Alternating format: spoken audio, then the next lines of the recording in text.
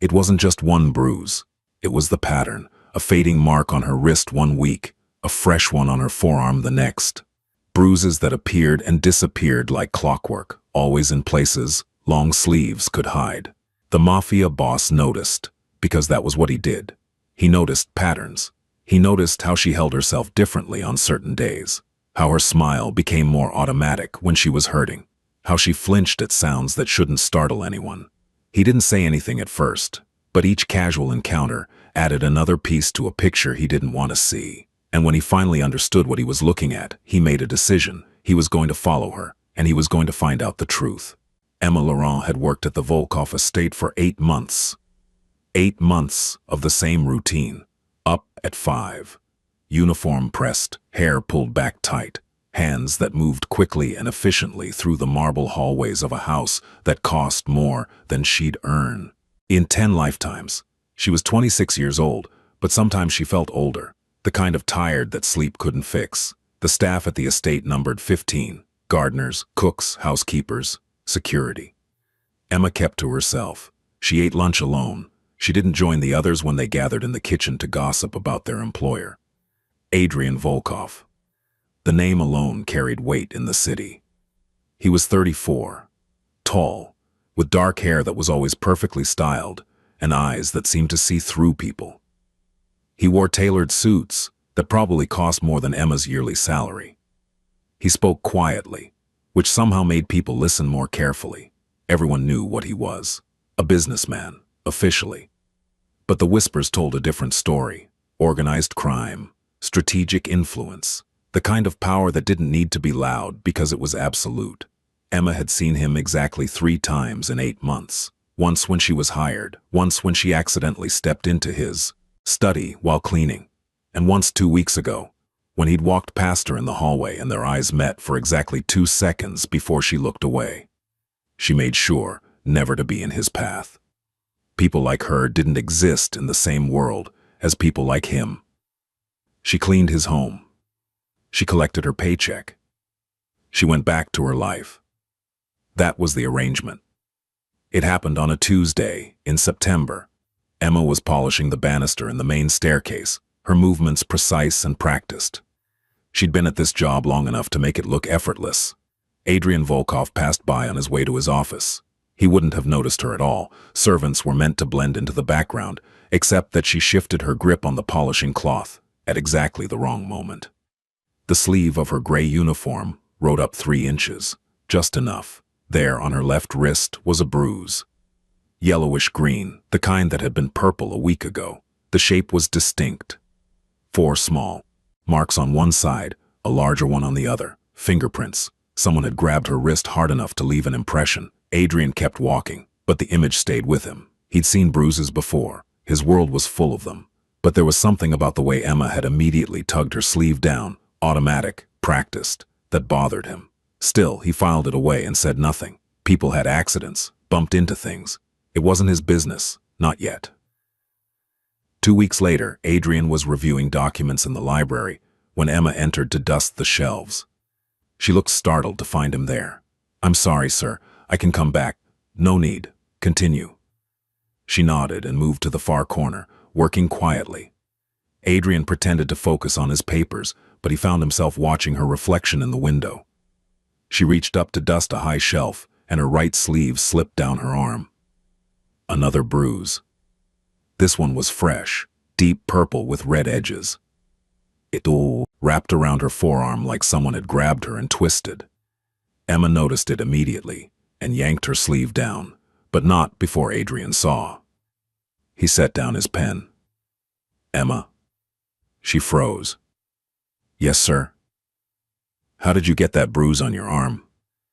Her face went carefully blank. "I bumped into a cabinet at home, sir. The corner caught me wrong." "That must have been quite a bump." "I'm clumsy sometimes." She smiled, bright, automatic, practiced. "I should pay more attention." Adrian studied her for a moment. She held his gaze, but there was something underneath the smile, something tight and defensive. "Be more careful," he said finally. "I will, sir." She finished dusting quickly and left.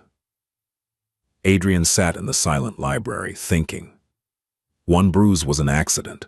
2 bruises in different places, 2 weeks apart, was starting to look like something else. But he still wasn't sure, so he decided to pay more attention. 3 weeks passed. Adrian found himself noticing Emma more often. Not in an obvious way. He didn't seek her out or change his routine, but when they crossed paths, he looked. She always wore long sleeves, even though it was warm.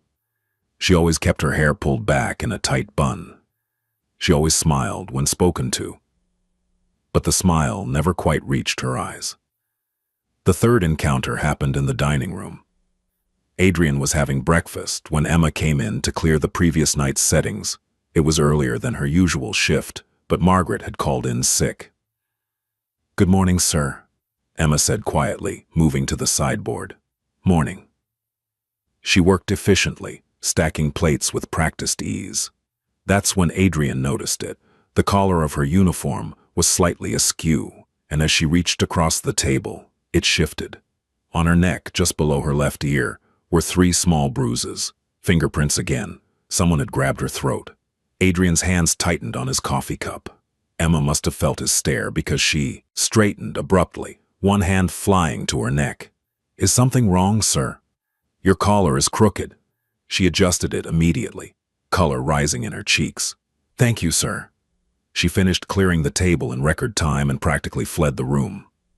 Adrian sat alone, staring at his untouched breakfast. 3 encounters, 3 different bruises, all in places someone was trying to hide. He pulled out his phone and sent a text to Dominic, his most trusted operative.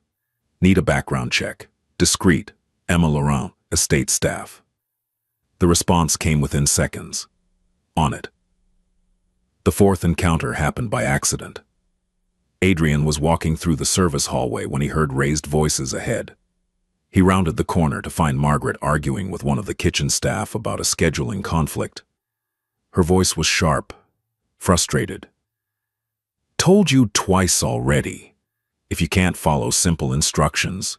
Emma was there too, standing against the wall, arms wrapped around herself. When Margaret's voice rose sharply, Emma flinched, not a small reaction.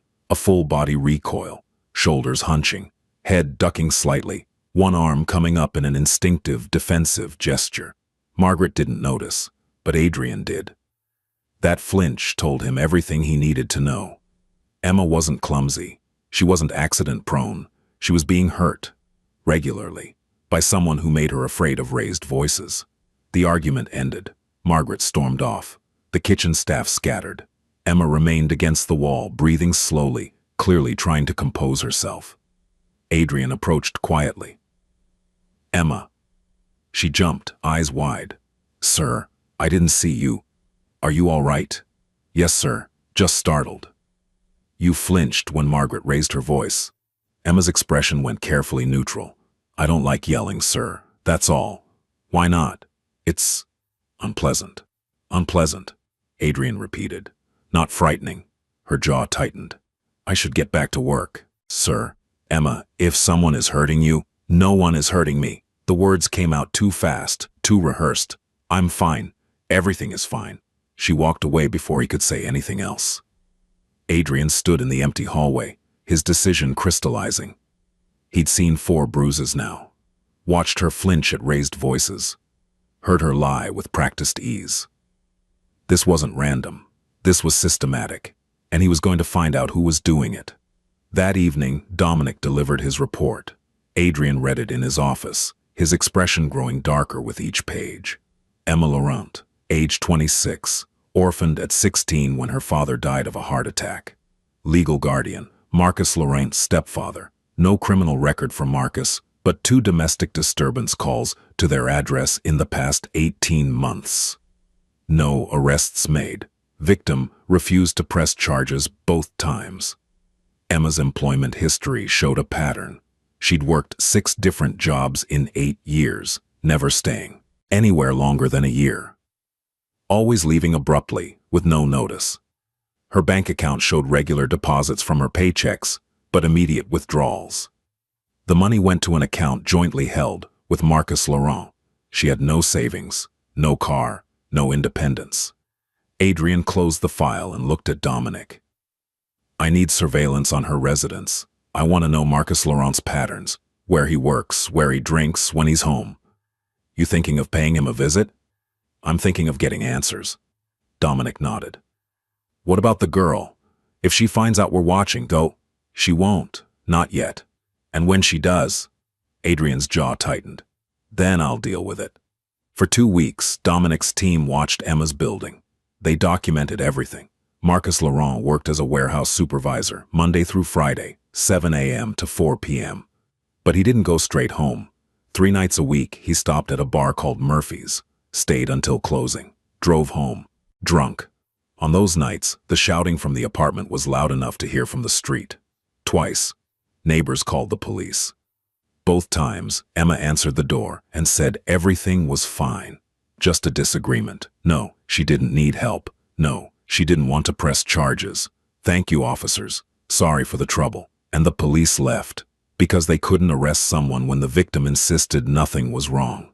Adrian listened to the audio recordings Dominic had captured. Marcus's voice, slurred and angry. You think you're better than me, huh? You think you can just leave whenever you want?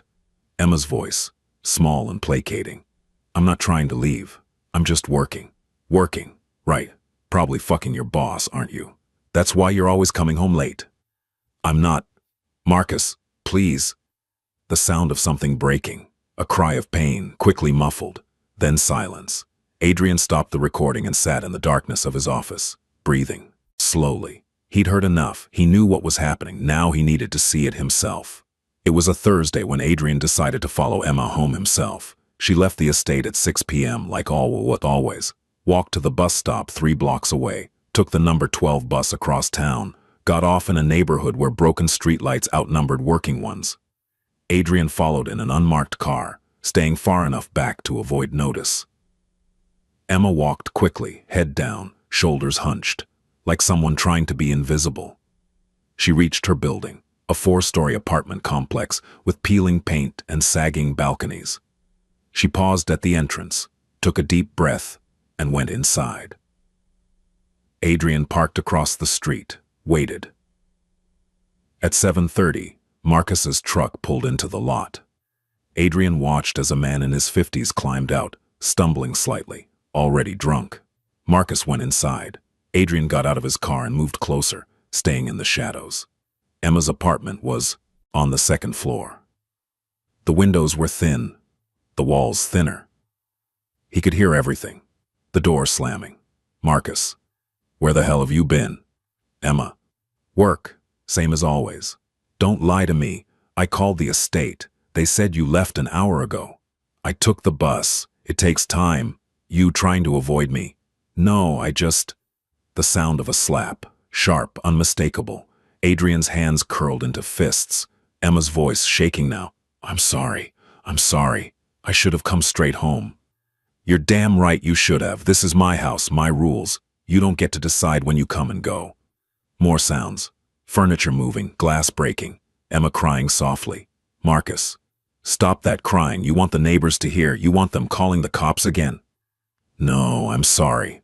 I'll be quiet. Good. Now clean this mess up, and don't burn dinner this time. A door slammed. Silence.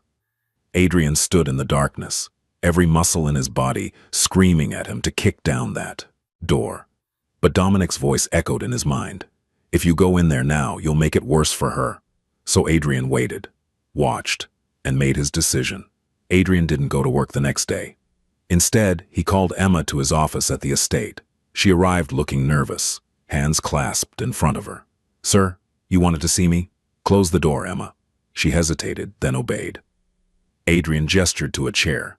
Sit. I'd rather stand, sir. Sit, please. She sat, perched on the edge of the seat like she might bolt at any second. Adrian studied her face. There was a new bruise on her cheekbone. Faint, but visible under her makeup. I'm going to ask you something, and I need you to be honest with me. Her throat moved as she swallowed. Yes, sir. Are you safe at home? The color drained from her face. Yes, sir. Emma, I'm fine. You have a bruise on your face. Her hand flew to her cheek. I hit it on a cabinet door. You've had 4 different bruises in the last 2 months. Wrist, forearm, neck, face. That's not clumsiness. Panic flashed in her eyes. Sir, I don't know what you think. I know you live with your stepfather. I know the police have been called to your address twice for domestic disturbances. I know you refused to press charges both times. She stood abruptly. You investigated me? Yes. You had no right. I had every right to protect someone working in my home. I don't need protection. Don't you? Emma's eyes filled with tears. You need to stay out of this. I can't. Yes, you can. Her voice cracked. You can forget what you've seen and let me handle my own life. Is this handling it? Adrian gestured to her face. Letting him hit you, controlling your money, trapping you in that apartment? It's not that simple. It's exactly that simple. You're being abused, and I can help you. No. The word came out desperate. No, you can't. If he finds out I told someone, if he thinks I asked for help. She stopped herself, but Adrian understood. He'll hurt you worse. She looked away, tears streaming down her face. Please, sir. Please just forget about this. I'm surviving. That's all I need to do. You deserve more than survival. What I deserve doesn't matter. She met his eyes, her expression hollow. This is my reality, and if you try to change it, you'll only make things worse. For both of us. Emma, I'm begging you. Her voice broke. Please, just let this go. She walked out before he could respond. Adrian sat alone in his office, staring at the closed door. She'd refused his help, begged him to stay out of it, but he'd already made his decision. 2 weeks ago, when he'd heard Marcus hit her through those thin walls. He was going to end this, with or without her permission. Emma didn't come to work the next day. She called in sick, the first time in 8 months.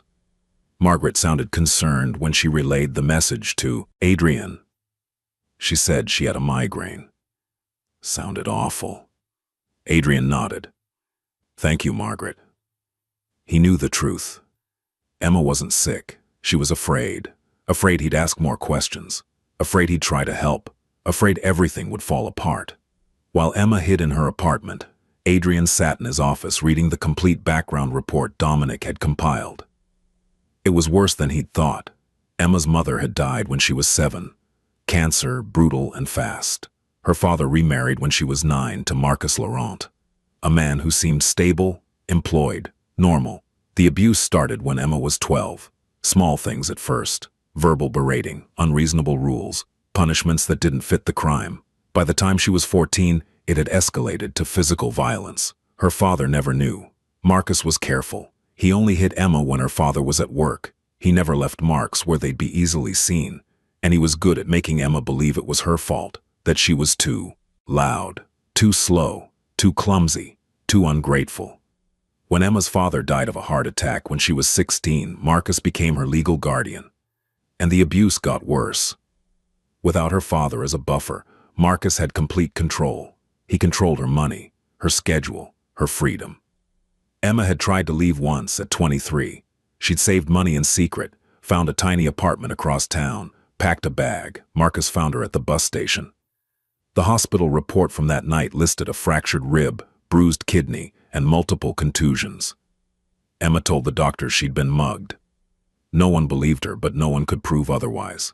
After that, she stopped trying. Survival became her only goal. Keep your head down. Follow the rules.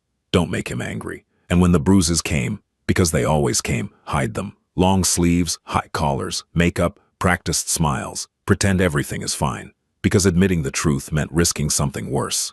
Adrian closed the file, jaw tight. Emma had been trapped for 14 years, half her life, and she'd learned that silence was the only way to survive. But Adrian was going to teach her something different. That silence wasn't the only option, that she deserved freedom, whether she believed it yet or not. Emma returned to work 3 days later. She moved through the estate like a ghost, barely making eye contact with anyone. Adrian watched from a distance. She had new bruises, one on her upper arm, visible when she reached to dust a high shelf, one on her jaw, poorly covered by makeup. He'd stopped her from working for 3 days, and Marcus had punished her for it. Adrian felt something cold settle in his chest. This was his fault. By confronting her, by making her afraid to come to work, he'd made things worse. Exactly what she'd warned him would happen. He needed to fix this, but he needed to do it without putting Emma in more danger. That night, he called a key meeting with his inner circle. Dominic, Luca, his attorney, Vincent, his second-in-command, and Nikolai, his oldest friend, gathered in the private room of a restaurant he owned. Marcus Laurent, Adrian said without preamble. I need him gone. Nikolai raised an eyebrow. Gone as in disappeared, or gone as in he never bothers Emma Laurent again. Luca pulled out a tablet. The stepfather, what did he do? He's been abusing her since she was 12, physically, emotionally, financially. She's trapped. The room went quiet. Vincent leaned back in his chair. She file a police report? No, she's too afraid. She want him gone? She's too afraid to want anything. She begged me not to get involved. Nikolai lit a cigarette. So, this is a mercy mission. This is justice, Adrian corrected. Justice for someone who didn't ask for it. Luca pointed out carefully. That's complicated. I don't care. Adrian. Luca set down the tablet. If we move on, this without her consent, we need to be smart. We can't just make him disappear. She'll blame herself. So what do you suggest? We give him a way out, make him leave on his own. Adrian's expression darkened. He doesn't deserve a way out.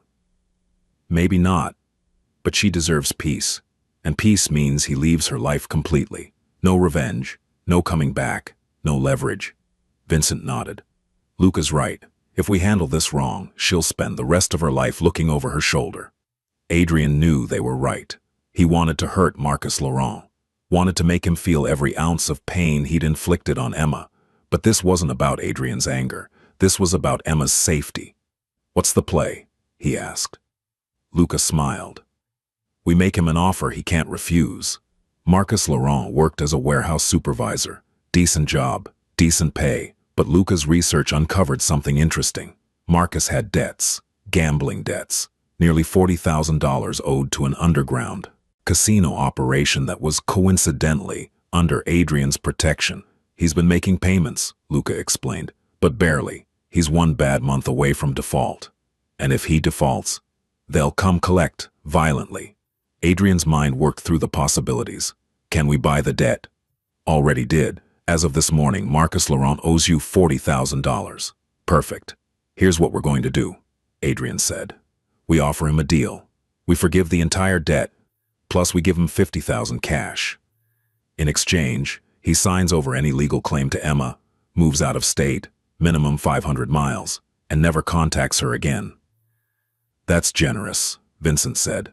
It's not about generosity. It's about making sure he takes it. And if he doesn't? Nikolai asked. Adrian's expression went cold. Then we remind him what happens to people who owe me money and refuse to pay. Luca made a note. We'll need legal documents, transfer of guardianship rights, restraining order, non-contact agreement. Draft them. I want everything ironclad. What about Emma? Dominic asked quietly. She's going to know you were involved. Adrian had thought about that. She'd be angry. Maybe she'd hate him, but she'd be safe, and that was worth her hatred. She doesn't need to know the details. Adrian said, as far as she's concerned, Marcus decided to leave on his own. She won't believe that.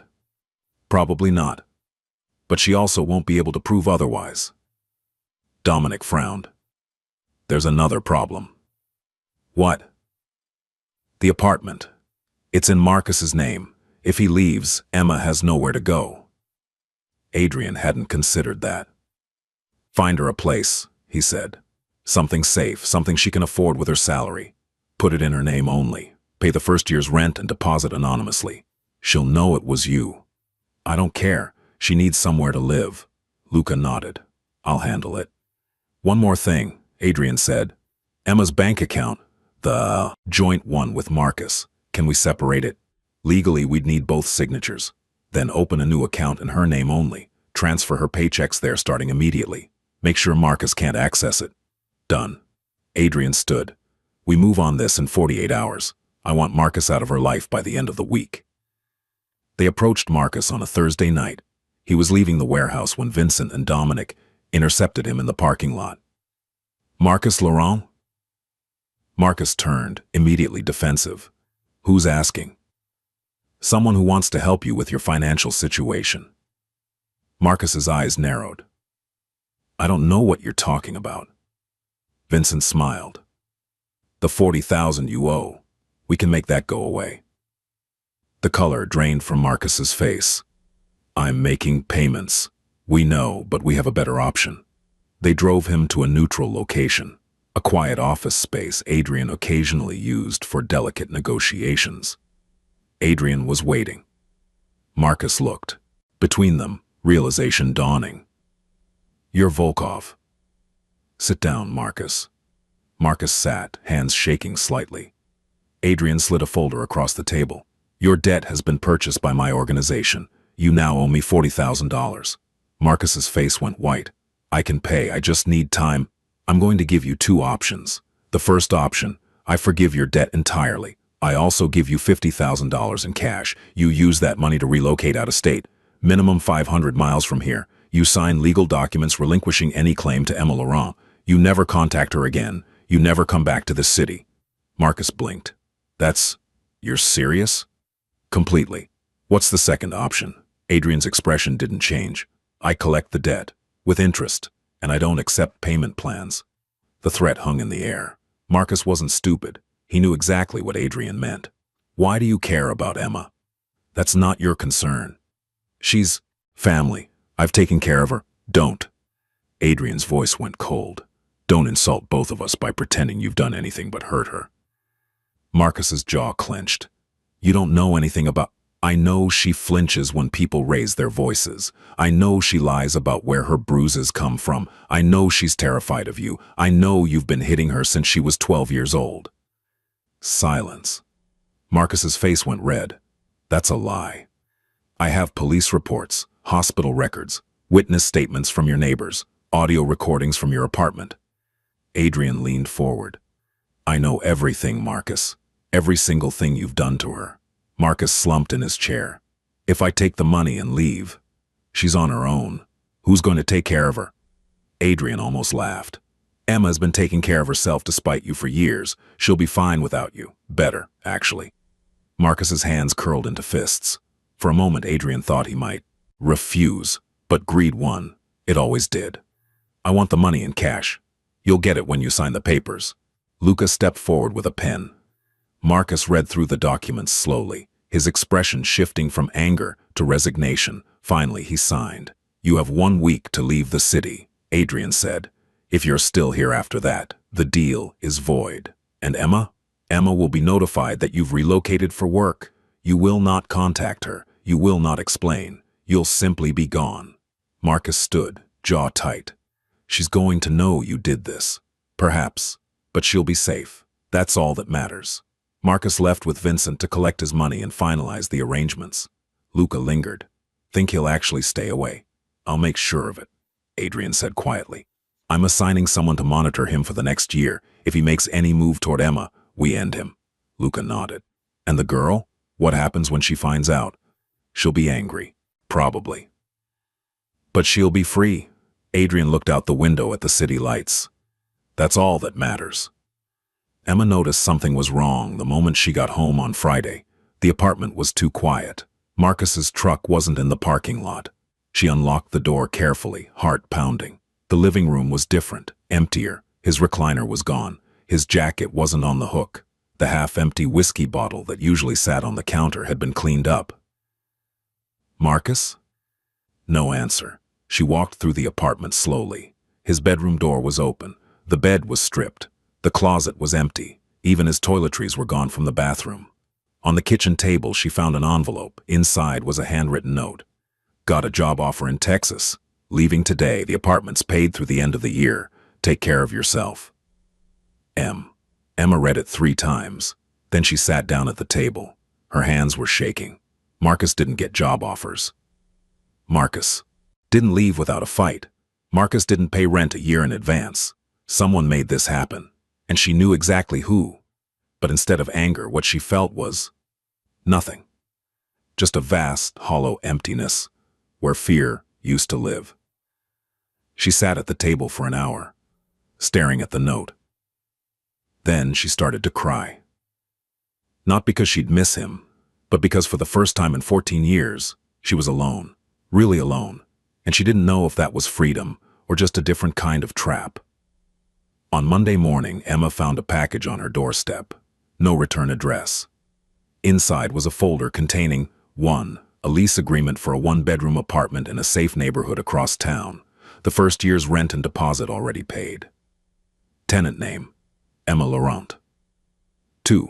Bank statements showing a new account in her name only. Her last 3 paychecks had been deposited there, plus an additional deposit of $50,000. 3.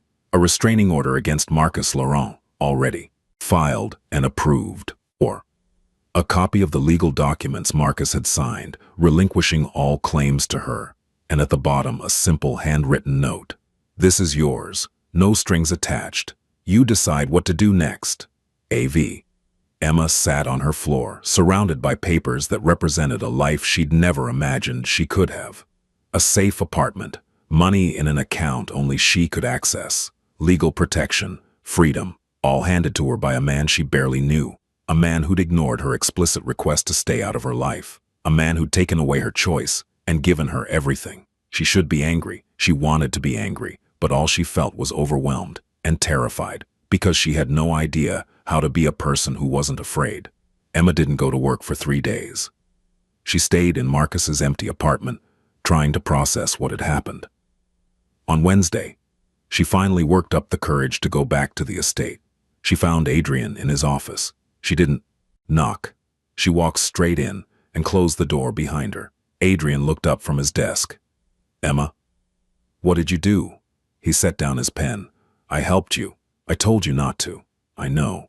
I begged you to stay out of it. I know that too. She threw the folder onto his desk. You had no right. You're correct. I didn't. His calm acceptance threw her off balance. Then why? Adrian stood slowly, moving around the desk. Because someone needed to, and you couldn't. You don't know what he'll do. He'll come back. He won't. You can't promise that. Yes, Adrian said quietly. I can. Emma stared at him, realization dawning. What did you do to him? I gave him a choice. He took it. What kind of choice? The kind that ensures he never comes near you again, the kind that makes it very clear what will happen if he tries. Emma's breath caught. Did you hurt him? No, but I made certain he understood that his options were to leave your life, permanently and comfortably, or to stay and face consequences he wouldn't survive. She sank into the chair, head in her hands. I didn't want this. I know. I didn't ask for your help. I know. So why? Her voice cracked. Why couldn't you just respect my decision? Adrian crouched in front of her, meeting her eyes. Because your decision was made under duress. Because you were choosing survival over safety. Because you didn't believe you had any other option. Because I watched you flinch at raised voices, and hide bruises, and lie with practiced ease. And I knew that you'd been doing that for so long, you'd forgotten there was any other way to live. Tears streamed down Emma's face. I was handling it. You were surviving. There's a difference. I didn't need you to save me. Maybe not, Adrian said gently. But you deserved someone to try. Emma closed her eyes. I don't know how to do this. Do what? Be free. I don't know who I am without someone controlling everything. Then you get to find out. And that's terrifying, I know. But it's also a gift. She looked at him through her tears. The money is yours from Marcus. Part of the agreement was that he compensate you for years of financial control. The apartment is in your name. Paid for. You can live there or not. Your choice. My choice, she repeated softly. I haven't had a choice in 14 years. You have one now. Every day, every decision, yours. Emma wiped her eyes with shaking hands. What if I make the wrong choices? Then you'll learn from them, like everyone else. What if I can't do this? You can, Adrian said with quiet certainty. You survived 14 years of abuse. You kept getting up every morning even when you had no reason to hope things would get better. You're stronger than you think, Emma. She laughed, bitter, broken. I don't feel strong. Strength isn't always loud. Sometimes it's just showing up, just breathing, just surviving one more day. Adrian stood, giving her space. You don't have to decide everything right now. Take your time. Figure out what you want. The job is here if you want it. The apartment is there if you want it. The money is yours no matter what. Emma stood slowly, clutching the folder to her chest. I don't know how to thank you. You don't have to. She moved toward the door, then paused. Mr. Volkov? Yes? Why did you really do this? The truth. Adrian was quiet for a moment. Because I've spent my entire life in a world where violence has rules, where power is respected and fear is a tool. And I've made peace with that world because I understand it. He met her eyes. But what was happening to you wasn't violence with rules. It was cruelty. It was control. And when I saw it, I had a choice. I could ignore it and stay in my comfortable world, or I could do something about it. He paused. I chose to do something because I could, and because you deserve better than what you'd been given. Emma's eyes filled with fresh tears. Thank you. You're welcome. She left quietly. Adrian returned to his desk, but he couldn't focus on work. He'd done what he set out to do. Emma was free. Safe. The rest was up to her. Emma didn't quit her job. She came back 2 days later, and if she seemed different, quieter, more thoughtful, no one commented. She moved into the new apartment that weekend. It was small, but clean, safe, in a building with working locks and neighbors who smiled when they passed her in the hallway. She furnished it slowly. A bed, a small table, a chair, things that were hers. For the first time in her life, Emma Laurent lived alone. No one to answer to, no one to fear, no one controlling when she came and went. It should have felt like freedom. Instead, it felt terrifying. She didn't know how to fill the silence, didn't know what to do with evenings that didn't involve walking on eggshells, didn't know how to exist without the constant weight of fear. The first night in her new apartment, she slept on the floor, next to the bed. Because the bed felt too open, too exposed. The second night, she managed to sleep on top of the covers, fully dressed. By the end of the first week, she could sleep under the blankets. Small victories. Emma discovered she liked coffee, not the instant kind Marcus used to drink. Real coffee, from a cafe 3 blocks from her apartment. She started stopping there every morning before work. The barista, a young woman named Sophie, learned her order, started having it ready when Emma walked in. Vanilla latte, extra shot? Yes, please. Such a small thing, but it felt monumental. Choosing what she wanted to drink, having money in her pocket to pay for it. Being recognized as a person, not a problem. Emma started taking different routes to work. She'd always taken the most direct path, fastest, least exposure, minimal. Time away from home. Now she walked through parks, stopped to look at window displays, sat on benches, and watched people. She bought a plant for her apartment, a small succulent that the woman at the store said was hard to kill. Emma named it Hope. She joined a book club at the local library, sat in a circle with 5 other women and talked about characters and plot twists and what they thought would happen next. She made a friend, Claire, a woman in her 30s who worked as a teacher and had a laugh that could fill a room. They started having lunch together on weekends, just talking about books, about work, about nothing important.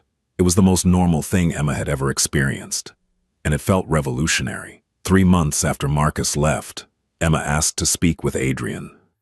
They met in his office, but this time Emma sat without being asked. I wanted to give you an update, she said. Adrian set aside his work. I'm listening. I'm enrolling in school, community college. There's a nursing program. That's wonderful. It's going to take 2 years, but I've always wanted to help people, and I think I'd be good at it. I think you would too. Emma smiled, a real smile, the kind that reached her eyes. I also wanted to say thank you, properly. Emma, you don't. Please, let me. Adrian nodded. For most of my life, Emma began, I believed I didn't deserve help, that I'd done something to earn the way I was treated, that if I just tried harder, worked harder, stayed quieter, maybe things would get better. Her voice steadied. You didn't ask me what I deserved. You didn't wait for me to be ready. You just acted, and I was angry about that, for a while.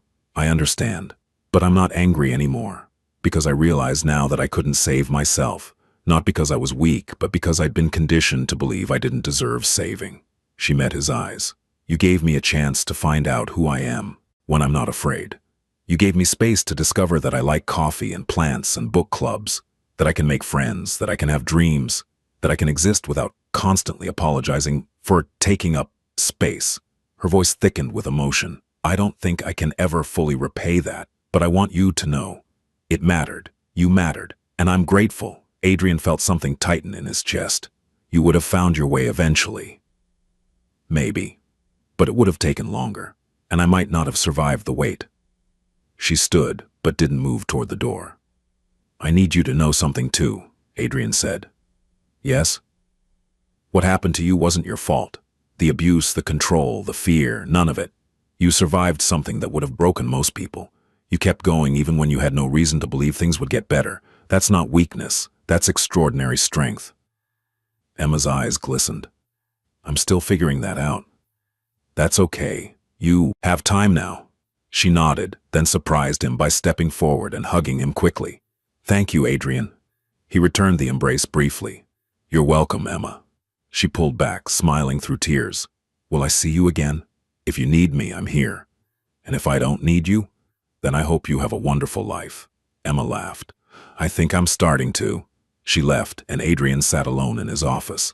For the first time in years, he felt like he'd done something that mattered. Not for his empire, not for his reputation, just because it was right. Emma Laurent graduated from her nursing program with honors. She got a job at Children's Memorial Hospital, working in the pediatric trauma unit. Kids who'd been hurt, kids who were scared, kids who needed someone who understood that fear. Emma was good at her job, not because she had perfect training or years of experience, but because she recognized the look in their eyes, the way they flinched at sudden movements, the way they apologized for things that weren't their fault, the way they went very still when adults raised their voices. She knew that look. She'd lived it, and now she could help others through it. She rented a bigger apartment. Nothing fancy, but it had space for a real kitchen and a small balcony where she grew herbs. She adopted a cat from the shelter, a gray tabby with amber eyes who'd been abandoned and was afraid of everything. Emma named her Brave. She went on dates, nothing serious at first, just coffee with a guy from her biology class, dinner with a friend of Claire's, learning how to trust that someone could be interested in her without wanting to control her. It was terrifying and exhilarating in equal measure. She kept the plant she'd named Hope. It thrived on her windowsill, growing new leaves every few weeks. A reminder that even things that seemed fragile could flourish with the right care. Emma ran into Adrian at a charity gala. The CE hospital was being honored for their work with at-risk youth, and Emma had been invited as part of the trauma unit team.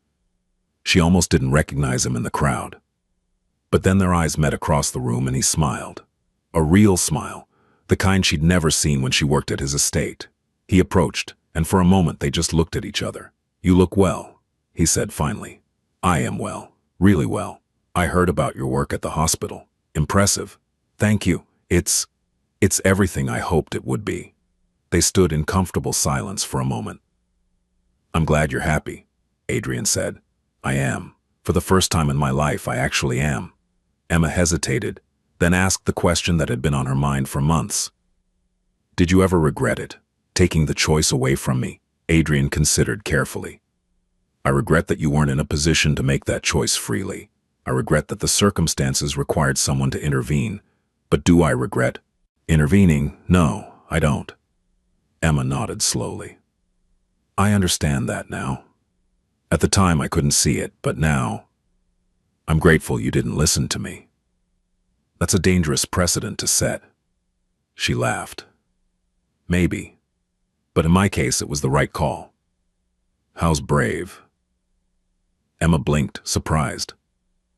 How did you? I may have checked in on you once or twice, from a distance. Making sure I was okay. Making sure Marcus stayed away. Did he? He moved to Nevada, got a job at a different warehouse. As far as I know, he's kept his end of the bargain. And if he hadn't? Adrian's expression went cold for just a moment. Then he would have faced consequences. Emma shivered, but not from fear, from the knowledge that someone was watching out for her, even when she didn't know it. Thank you for that too, she said softly. You're welcome. The conversation shifted to lighter topics. Her work, his recent business ventures, mutual observations about the gala. When the evening ended, they parted with a handshake and genuine smiles. If you ever need anything, Adrian began. I know where to find you, Emma finished. And if you don't need anything, then I'll probably still check in once in a while, just to say hello. He smiled. I'd like that. Emma stood in front of a classroom full of nursing students, teaching a course on trauma-informed care. The thing you need to understand, she told them, is that trauma doesn't just live in the body. It lives in the way people hold themselves, the way they react to unexpected sounds, the way they apologize for things that aren't their fault. A student raised her hand. How do you recognize it? Emma thought about bruises hidden under long sleeves, about flinching at raised voices, about practiced smiles that never reached the eyes. You pay attention, she said simply. You notice patterns. And when you see something that doesn't add up, you don't ignore it. You don't wait for permission. You help. After class, one of her students approached. Ms. Laurent, can I ask you something personal? Of course. You talk about trauma like you really understand it, not just from textbooks. Emma smiled gently. That's because I do. I survived it. The student's eyes widened. Really? Really. For a long time, I thought survival was enough, that I didn't deserve more than that. But someone showed me I was wrong. What did they do? They intervened when I was too afraid to help myself. They gave me the resources I needed to build a new life, and they did it without asking for anything in return. That must have been someone special. Emma thought about Adrian Volkov, a man who'd noticed bruises when everyone else looked away, who'd followed her home to confirm his suspicions, who'd ignored her pleas to stay out of it because he knew she was asking from a place of fear, not genuine choice, who'd given her freedom when she'd forgotten what freedom felt like. Yes, Emma said softly. They were. Adrian Volkov sat in his office late at night, reviewing contracts that required his signature. His empire had grown, his influence had expanded. He was, by any objective measure, more powerful than he'd ever been. But when he thought about his legacy, what came to mind wasn't business deals or strategic victories. It was a young woman with haunted eyes and practiced smiles. A woman who'd learned to hide bruises and apologize for existing. A woman who'd survived 14 years of abuse and still found the strength to keep going. A woman he'd helped set free. Dominic knocked and entered. Sir, we have the quarterly reports. Leave them on the desk. Dominic hesitated. Everything all right? Fine. Why? You seem contemplative. Adrian smiled slightly. Just thinking about choices. Good ones or bad ones? The kind that matter. After Dominic left, Adrian pulled out a file he kept in his desk drawer. It contained updates on Emma Laurent. Not surveillance exactly, just check-ins, making sure Marcus stayed away, making sure she was safe, making sure she was thriving. The most recent update was from last week. Emma had been promoted to lead nurse in the pediatric trauma unit. She'd bought a house, small, but hers. She was in a relationship with someone who treated her well. She was happy, really, genuinely happy. Adrian closed the file and put it away. He didn't need to keep checking anymore. Emma had built a life, a good life, one she'd chosen, and that was all he'd ever wanted for her. 5 years after Marcus Laurent left, Emma received a phone call. It was from a detective in Nevada. Ms. Laurent, I'm sorry to inform you that Marcus Laurent passed away 3 days ago. Heart attack. We found your name listed as next of kin in his records. Emma sat down slowly. I see. There's no estate to speak of. Just wanted to notify you. Do you want us to handle the arrangements? Yes, please. I'm sorry for your loss.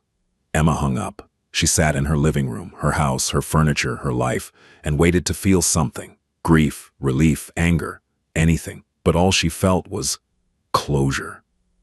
Marcus was gone, not because Adrian had made him disappear, not because of violence or revenge, just because life had run its course. Emma pulled out her phone and sent a text. Marcus died. Thought you should know. I'm okay. The response came within minutes. I'm glad you're okay. Do you need anything? Emma smiled. No, but thank you for asking. She set down her phone and looked around her house. At the photos on the walls, her and Claire at the Grand Canyon, her graduation from nursing school, her and her partner at a friend's wedding, at Brave sleeping in a patch of sunlight, at Hope, now so large it had been repotted 3 times, at the life she'd built from nothing. This was freedom, not the absence of Marcus, but the presence of choice, the ability to decide who she was, what she wanted, how she lived, and it was beautiful. Emma Laurent was 33 years old when she gave a TED Talk. The topic was trauma recovery and the importance of intervention. She stood on stage in front of hundreds of people and told her story. Not all of it. She didn't name names or give details that would violate anyone's privacy. But she told the truth about abuse, about how it normalized over time, about how survival became the only goal, about how asking for help felt impossible when you'd been conditioned to believe you didn't deserve it. And she told the truth about what had saved her. Someone noticed, she said. Someone I barely knew saw the bruises I tried to hide, saw the fear I tried to mask. And instead of looking away, instead of waiting for me to ask for help that I was too afraid to request, they intervened. She paused. I was angry at first. I felt like they'd taken away my agency, my choice. But the truth is, I didn't have a real choice. I was choosing between survival and danger, between silence and greater harm. Those aren't real choices. They're just different versions of the same cage. The audience was silent. The person who helped me gave me something I'd forgotten existed. Actual choice. The choice to be safe. The choice to build a life. The choice to discover who I was when I wasn't afraid. Emma smiled. That's what intervention looks like when it's done right. Not control, not rescue, but creating space for someone to find their own strength. After the talk, dozens of people approached her. Some thanked her. Some shared their own stories. Some asked how they could help someone they suspected was being abused. Emma's answer was always the same. Pay attention, notice patterns, and when you see someone in danger, don't wait for permission to help. Be smart about it, be careful, but help. Adrian watched Emma's TED Talk on his laptop. He'd received an invitation to attend in person, but had declined. This was her moment, her story to tell. He was just a footnote, as it should be. When the talk ended, he closed his laptop and sat in the quiet of his office. He thought about the question Dominic had asked years ago. What happens when she finds out? Emma had found out. She'd been angry, then confused, then grateful, and finally, she'd become herself. Not the terrified maid with hidden bruises, not the survivor clinging to silence, but Emma Laurent, nurse, educator, advocate, survivor, thriver, a woman who'd turned her pain into purpose. That was the real victory. Not that Adrian had intervened, but that Emma had taken that intervention and built something beautiful from it. He stood and walked to the window, looking out at the city lights. In a different life, he might have ignored the bruises, told himself it wasn't his business, looked away, like everyone else had, but he'd chosen differently. He'd chosen to see, to act, to use his power for something other than empire building, and in doing so, he'd learned something important.